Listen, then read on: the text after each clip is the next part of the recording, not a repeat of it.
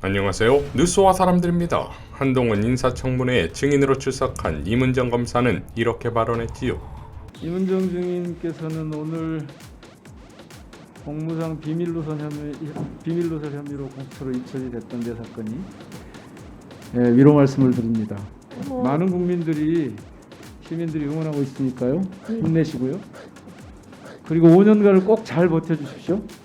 버티는 것은 네. 중간에 그만두실 생각은 전혀 없으시죠? 추호도 없습니다. 예. 자, 지난 3월 법세련은 이문정 검사를 공무상 비밀누설 혐의로 대검에 고발했고, 지난 6일 검찰은 이문정 검사를 공무상 비밀누설 혐의로 공수처에 이첩했다 이겁니다. 그런데 빵 터지게도 이 누설했다는 비밀은 이미 언론에 보도된 내용이다 이거지요. 인사청문회에서 이문정 검사는 또 이렇게 발언했습니다. 한명수 총리 모해이 등 사건 관련해서 이문정 감찰 담당관 관련해서 공무상 기밀누설 사건으로 검찰이 1년 4개월 동안 넣어놨다가 최근에 혐의 있다고 공수처로 이첩을 했잖아요. 저희들 이해는 하고 있습니다. 네. 근데 이제 사실관계를 좀 보니까 그 혐의가 주인 검사였던 감찰 3과장 입장을 공개했다는 부분이 문제였다. 그런데 우리 이문정 증인이 이제 최근 페이스북 게시글에 감찰 3과장 입장이 이미 언론 보도된 상황이다라고 해명을 했죠. 이미 그거 고발됐었을 때 직후에 제가 그걸 밝혔었고요. 그리고 법세련에서 고발을 했었던 거였는데 법세련에서는 저에 대해서만 기사 검색하고 네. 감찰부의 다른 과장들의 의견이 뭐였는지에 대해서는 기사 검색 안 하시고 덮어놓고 아니 그러니까 그래서 저희가 이제 찾아보니까 2021년 2월 2일에 문제가 된 페이스북 게시글 작성일인 3월 4일 전이죠. 네.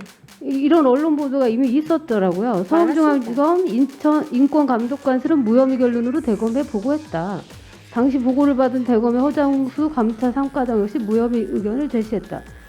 이런 보도가 있었습니다. 이게 공지의 사실이었습니다. 그러면 이건 공무상 비밀 누설이 아니잖아요. 검찰에서 이미 보도된 거는 비밀 누설이 아니죠. 그래서 제가 네? 그 페이스북이나 공개적으로 말했었는데 혐의 없으면 신속하게 하지 않는데 그리고 뿐만 아니라 이법성 조각 사유도 있죠. 공익을 지금 실체적 진실을 발견하려는데 그걸 방해를 하려고 하는 거였으니까. 네? 국민의 알 거리를 위해서 그렇죠. 대검 감찰부에서 그렇죠. 공개 결정을 해서 대변인실을 그런 통해서 언론 풀어내고 있던 겁니다. 공익이 더 컸던 거죠. 그 조직의 공개하려고 비밀보다. 했던 부분이고요. 이미 공개된 사실이고 그러니까. 공개하려고 하는 부분이라서 전혀 문제가 없습니다. 그러니까 조직의 비밀 지키는 것보다 국민의 알 권리, 실체적 진실 발견 이게 더 중요한 큰 공익 아닙니까? 법무부 장관 후보자께서 국민의 알 권리를 많이 중시하시는 걸로 알고 있습니다. 그래서 그런데 이제 왜 갑자기 공수처로 지금 이첩을 시키는 거예요? 예? 왜 그렇다고 생각하십니까? 들은 말은 많은데 우리 검찰에서 저에게 많이 조직적으로 노여하시는 분들이 많아서요.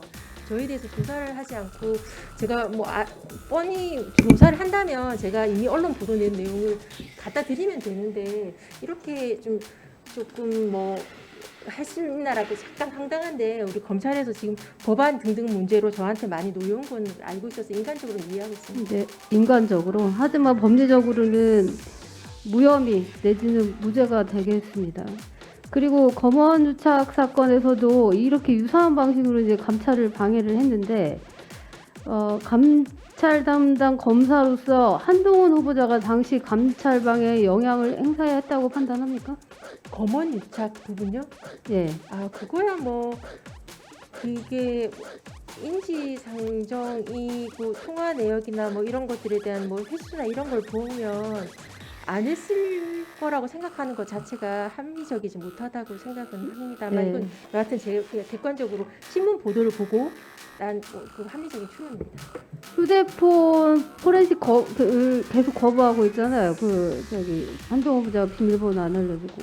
그다음에 최근에 고발 사주 사건 검사들이 막 조직적으로 증거인멸 행위를 하지 않았습니까? 네. 그런데 그런 사람들 중에 한 분은 지금 법무부 장관 후보가 돼 있습니다. 그런 조직적인 그 증거인멸 행위 검사로서 그런 행태들에 대해서 어떻게 생각하십니까? 그러니까 검찰 수사를 많이 해보신 분들이 수사를 피하는 법을 국민들한테 보여주는 것으로 보여져서 바람직하지 못하다라고 생각은 하는데 뭐 피의자로서 내지는 뭐 이런 거 방어권은 이해하는데 검사로서 법무부 장관 후보자로서는 국민들한테 좋은 영향을 미칠 거라고 생각지는 않아서요. 우려하는 바가 있습니다. 자, 이어 법무부 감찰국은 이문정 검사에 대해 검사 적격 심사를 진행하는 것으로 알려졌다지요. 검찰청법상 검사를 임명한 후 7년마다 적격 심사를 위해 위원회를 구성하고 위원회는 심사를 거쳐 부적격 검사에 대해 제적의원 3분의 2 이상의 찬성으로 법무부 장관에게 퇴직을 건의하고 장관은 건의가 타당하다고 인정되면 대통령에게 검사의 퇴직 명령을 제청한다 이겁니다. 자, 그러니까 윤석열 정권의 한동훈 법무부를 위해 알아서 착착 이문정 숙청에 들어갔다 이거지요. 이에 대해 이문정 검사는 이렇게 밝혔습니다. 이명박 정부 시절인 2012년 무죄 구형을 강행하다가 중징계를 받고 너무 지쳐서 그냥 징계 받을까 하는 생각을 잠시 했었습니다. 소송하면 더 찍힐 것 같아 좀 주저되더라고요. 소송 안 한다고 살려둘 것 같지도 않고 중징계 전력을 그대로 두면 다음 검사 적격심사 때 그 핑계로 자르겠다 싶어 2013년 5월 황교안 법무부 장관을 상대로 징계 취소 소송을 제기했습니다. 문재인 정부가 들어온 이후 전현직 검찰총장, 현직 검사장 등을 상대로 한 고발, 부패 신고, 재정 신청, 윤석열 서울중앙지검장을 상대로 한 정보공개 소송, 박상기 법무부 장관을 상대로 한 국가배상 소송 등 문제 제기를 이어갔습니다. 이명박 정부 시절부터 박근혜 정부 시절을 거쳐 문재인 정부 시절에도 여전히 법무감찰을 상대로 문제 제기를 멈춘 적이 없습니다. 인사평정이 좋을 리 없지요. 2016년 2월에도 검사 부적격으로 잘릴 뻔했습니다. 저를 응원하는 글을 검사 게시판에 올렸던 박병규 선배를 2015년 2월 이미 자른 선례가 있는데 저를 살려둘 리 있나요? 제가 잘릴 뻔한 2016년 2월 당시 검찰국장은 안태근 검사장이었습니다. 심층 적격심사에 회부된 후 검사 적격심사위원회에서 부르면 서지현 검사를 성추행한 부적격자에게 적격심사를 받을 수 없다고 기피 신청하겠다는 등의 작전계획을 세우고 벼르고 있었는데 2015년 12월 초 한겨레 신문의 보도를 시작으로 언론 보도가 이어지고 많은 분들이 관심을 가져주셔서 다행히 잘리지 않았습니다.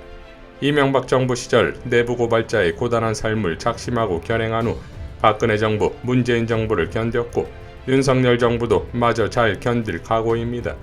2014년 11월 징계 취소 소송 2심까지 기쁘게 승소하고 너무 기뻐서 감사하여 기도를 했습니다.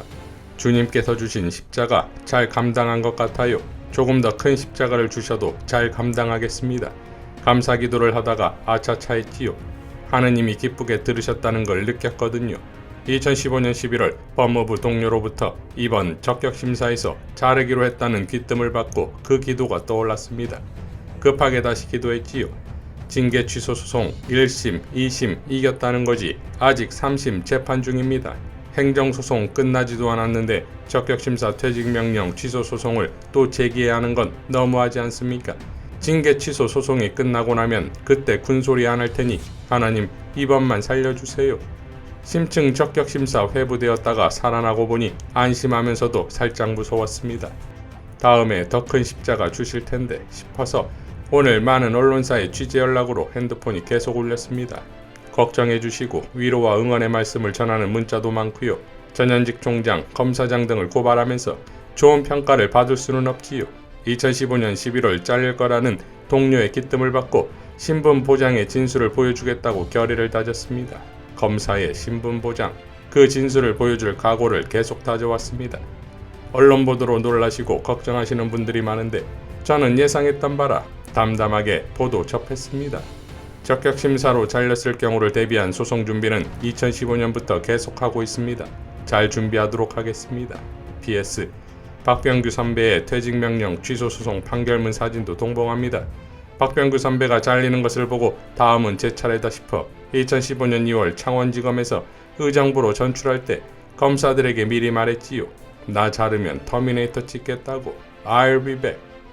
잘 감당하도록 하겠습니다. 라고 밝혔습니다. 자, 역시 불사조 이문정이지요. 2년 전 진해원 검사는 임은정 검사와의 인연을 소개하며 이렇게 밝혔었지요. 임 부장님과의 인연을 통해 관찰한 결과 알게 된 사실. 테라토마들의 범죄와 비위에 대한 놀라운 기억력. 우선 임 부장님의 기억력은 일반인의 수준과 달라서 어떤 검사가 어떠한 비리가 있고 어떤 사건에서 누구를 봐주고 누구를 주행했는지를 무슨 AI처럼 다 새겨놓고 있는 상태입니다.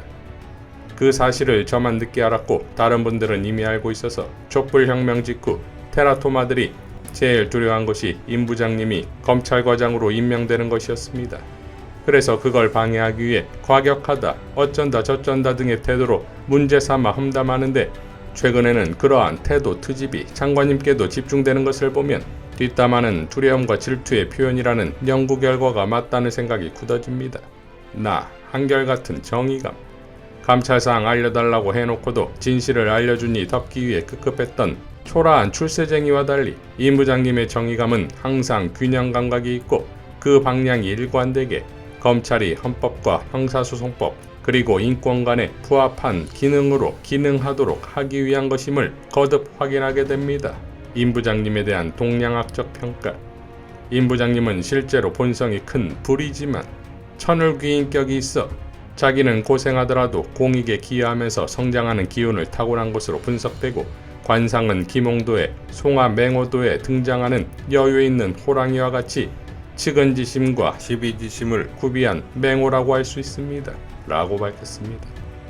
자, 정치 검사판 대한민국 검찰에 임은정 검사가 아직 존재한다는 것만으로도 정의라는 이름의 자존심을 유지시킬 수 있는 것 아니겠습니까?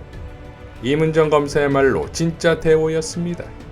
끝까지 응원하고 지지하겠습니다. 이상 뉴스와 사람들이었습니다. 시청해주셔서 감사드립니다.